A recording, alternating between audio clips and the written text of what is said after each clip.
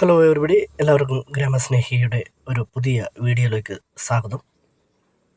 ഇവിടെ ആധുനിക ലോക സംസ്കാരത്തിന് കേരളം സംഭാവന ചെയ്ത മഹനീയ ജീവിതമേത്? ഈ ചോദ്യത്തിന് ഉത്തരം ഒന്നേയുള്ളൂ: ശ്രീനാരായണ ഗുരുദേവൻ. ആത്മീയ അനുഭൂതിയുടെ സന്താനമാണ് അദ്ദേഹം. അതുകൊണ്ട് തന്നെ എല്ലാ മതങ്ങളുടെയും സാരം ഒന്നാണെന്ന് അദ്ദേഹം അറിഞ്ഞു. മനുഷ്യൻ്റെ ഉയർച്ചയ്ക്ക് വേണ്ടിയാണ് മതം ഉപകരിക്കേണ്ടതെന്നും അദ്ദേഹം അറിഞ്ഞു. മനുഷ്യനെ കേന്ദ്രീകരിച്ച് മതത്തെ ദർശിക്കാൻ അദ്ദേഹം തുനിഞ്ഞതിൻ്റെ കാരണം അതാണ്. മനുഷ്യൻ്റെ ഉയർച്ച എന്ന ആശയത്തിന് പല മുഖങ്ങളുണ്ട്: ഭൗതികം, ധാർമ്മികം, സാംസ്കാരികം, ആത്മീയം മുതലായ മുഖങ്ങൾ.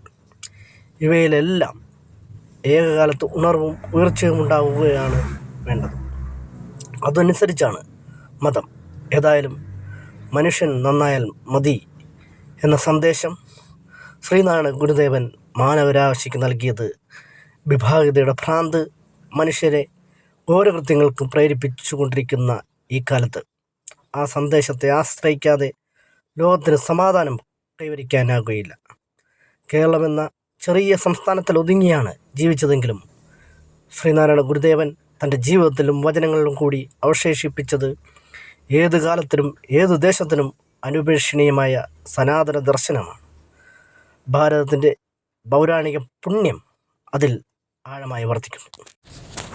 ഇത്രയും ഓർമ്മിപ്പിച്ചുകൊണ്ടാണ് ഗുരുവിൻ്റെ ജീവചരിത്രം ഗ്രാമസ്നേഹി ഇവിടെ അവതരിപ്പിക്കാൻ ശ്രമിക്കുന്നത്. വിനയപൂർവ്വം അവതരിപ്പിക്കട്ടെ. നമുക്ക് പരിചയമില്ലാത്തവരാണ് ലോകത്തിലധികം മനുഷ്യരും. അവരെ കാണാനിടയാകുമ്പോൾ അവരുടെ മതമേത്, ജാതി ഏത് എന്ന് നാം അന്വേഷിക്കുന്നു.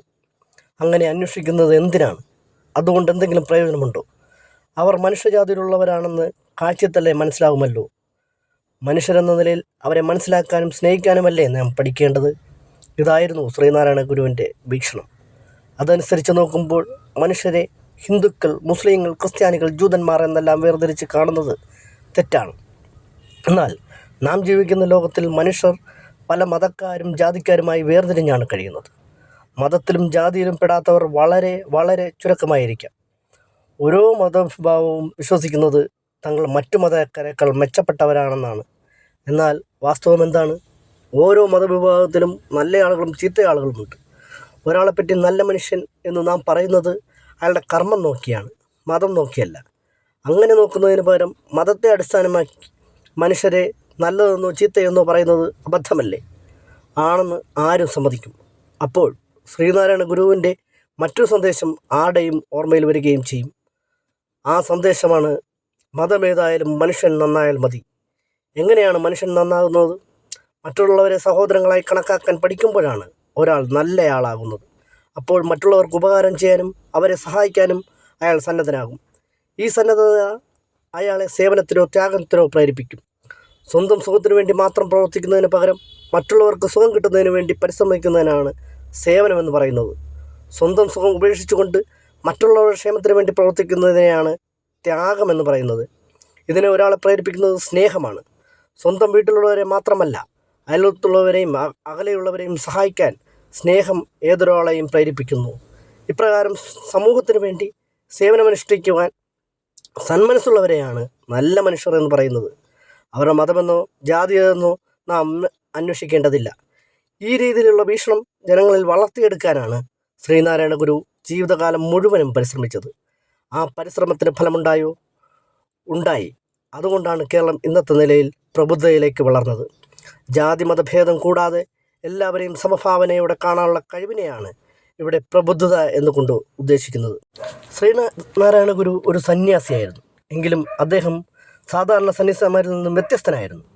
ഏതെങ്കിലും ഒരു ആശ്രമത്തിൽ ധ്യാനവും പ്രാർത്ഥനയുമായി ഒതുങ്ങിക്കഴിയാൻ അദ്ദേഹം ആഗ്രഹിച്ചില്ല. അതിനു പകരം അദ്ദേഹം ആളുകളുമായി നിരന്തരം ഇടപഴകി അവരുടെ ആചാരങ്ങളിലും വിശ്വാസങ്ങളിലും മാറ്റം വരുത്തുവാൻ പരിശ്രമിച്ചു. അതിനുവേണ്ടി ധാരാളം യാത്ര ചെയ്യുകയും ചെയ്തു. കേരളം മുഴുവൻ ചുറ്റി സഞ്ചരിച്ചാണ് അദ്ദേഹം തൻ്റെ പരിഷ്കരണ പ്രവർത്തനങ്ങൾ നടത്തിയത്. സാധാരണക്കാർക്ക് മനഃശുദ്ധിക്കും സദാചാരത്തിനും ദൈവവിശ്വാസം അനുപേക്ഷണീയമാണ്. പ്രാർത്ഥന അവരുടെ നിത്യജീവിതത്തിൻ്റെ ഭാഗമായിരിക്കണം.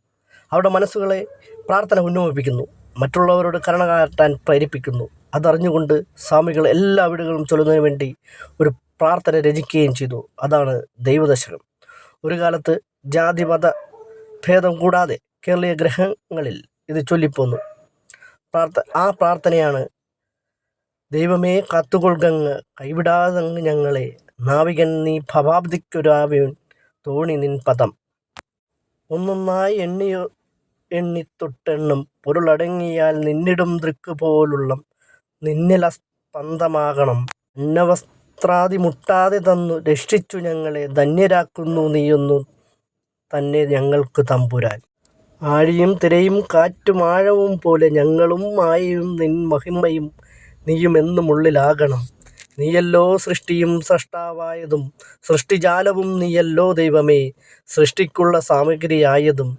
നീയല്ലോ മായയും മായാവിയും മായാവിനോദനും. നീയല്ലോ മായയെ നീക്കി സായുജ്യം നൽകുമാര്യനും. നീ സത്യം ജ്ഞാനമാനന്ദം, നീ തന്നെ വർത്തമാനവും ഭൂതവും ഭാവിയും വേറെല്ലോതും മോർക്കില്ല നീ. അകവും പുറവും തിങ്ങും മഹിമാവാർന്ന നിൻപദം പുകഴ്ത്തുന്നു ഞങ്ങളങ്ങ്. ഭഗവാനെ ജയിക്കുക ജയിക്കുക മഹാദേവ, ദീനവന പരായണേ ജയിക്കുക ചിദാനന്ദ, ദയാസിന്ധോ ജയിക്കുക. ആഴമേറും നിൻ മഹസാമാഴിയിൽ ഞങ്ങളാകവേ ആഴണം വാഴണം നിത്യം, വാഴണം വാഴണം സുഖം. കാലത്തിൻ്റെ മഹാസമസിൽ വിരിഞ്ഞ ജ്ഞാനസൂര്യനെ ശ്രീനാരായണ ഗുരുദേവനെ സ്മരിച്ചുകൊണ്ട് എല്ലാവർക്കും ശുഭദിനം നേരുന്നു. കാരുണ്യത്തിൻ്റെയും സമുദ്ര സമാനമായ അറിവിൻ്റെയും ഉദാത്ത ചൈതന്യമായ ശ്രീനാരായണ ഗുരുവിനെ ഗ്രാമസ്നേഹി റിപ്പോർട്ടിലൂടെ ജനങ്ങൾക്ക് മുന്നിൽ അവതരിപ്പിക്കുകയാണ്. നിങ്ങളും വീഡിയോ കണ്ട് ഇഷ്ടപ്പെടുകയാണെങ്കിൽ ലൈക്ക് ചെയ്യുക, കമൻറ്റ് ചെയ്യുക, ഷെയർ ചെയ്യുക. Okay, thank you everybody.